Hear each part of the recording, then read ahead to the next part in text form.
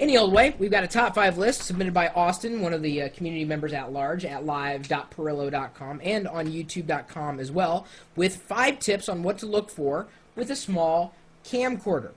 Number 1, manual focus. Do you ever get annoyed when you're trying to videotape something and the camera keeps focusing into something in the background? A focus wheel is a nice quick fix, or if it isn't a menu option, then you can have a quick fix, but you won't be able to focus if the subject moves. And manual focus is one of those things that you want when you really need it. This particular camera, which, by the way, I know I didn't mention it, is an HDR SR1. Sony did an okay job with it. It's not the best video camera in the world, but it does okay. I certainly probably paid more than I needed to pay for it when it first came out.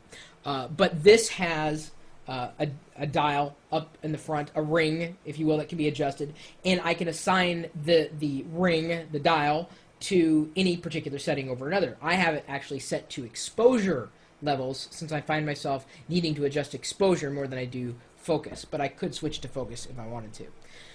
Number 2, low light conditions. Get tired of having to have perfect light to see things you want to make a quick video of at night? A night shot plus or another low light system is nice. I personally like the Sony Night Shot, plus it has a professional look. It uses infrared technology. I've used Night Shot on this thing before, and yes, it does work rather well. You get this nice green glow, because that's the whole night vision thing. In fact, the whole iPod/Zune video that we shot and that has over 4 million views on YouTube now was shot with this digital camera, this digital video camera, digital camcorder, handycam in night shot mode. Number 3, battery. I've noticed some videos that the description is always, sorry, the battery went dead. I find that lithium batteries hold a long charge. Well, that's true, well, at least compared to NiCads. There are also a few companies that will sell bigger batteries and have a connector clip so that it fits on the camera. I find these are very hard to get off sometimes, though. You might want to find a regular size battery that holds a longer charge. My solution for this particular camera was to get another battery. It was a little bigger. It makes, in fact, if I can see if I can remember how to pop this darn thing off. Give me a second. Got to set this thing down.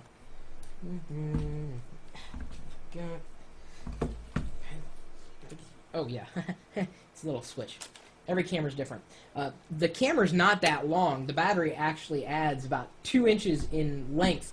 But the nice thing is it really holds a charge. And it's got a button on the back of it. You can't really see it, but there are a couple of glowing LEDs in the battery to tell you how much juice is left. It's one thing I got to hand to Sony with all their digital cameras and digital video cameras. Usually in the software, they will tell you how much time you have left, and not a lot of cameras will do that. But that's definitely a plus for Sony.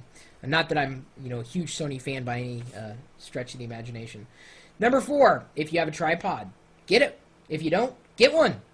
Sometimes it gets very annoying if you want to just take out the tape and put in a new one without going through the mess of taking it off the tripod. I see a lot of smaller camcorders having bottom open tape quote-unquote drawers. These are very frustrating because I know I like to get my camcorder on the tripod nice and tight, and I don't want to spend 5 minutes in the middle of shooting video trying to get the camera off the tripod. So be very wary about where your tape is actually inserted or removed on the camcorder. Solution for me, again, well, this records to a hard drive. I don't have any tapes to swap. Moreover, I always keep the tripod mount screwed into the bottom. I use Quanta-Ray tripods, which are okay. They're not the best quality, but they're certainly cheap. And so I can interchange the tripod mounts and have them ready with any digital camera that I may have at my beck and call if I happen to be carrying it around. Number 5, the last thing, FireWire or USB. I got my camcorder and hope to start importing right then. But what? There was no USB or FireWire cable included? If you get this, I might suggest reading what comes with the camcorder so you don't get caught in this mess. Of course, the chances of you not having a FireWire or some kind of USB cable lying around these days is kind of between slim and none, unless you don't really have a lot of devices around.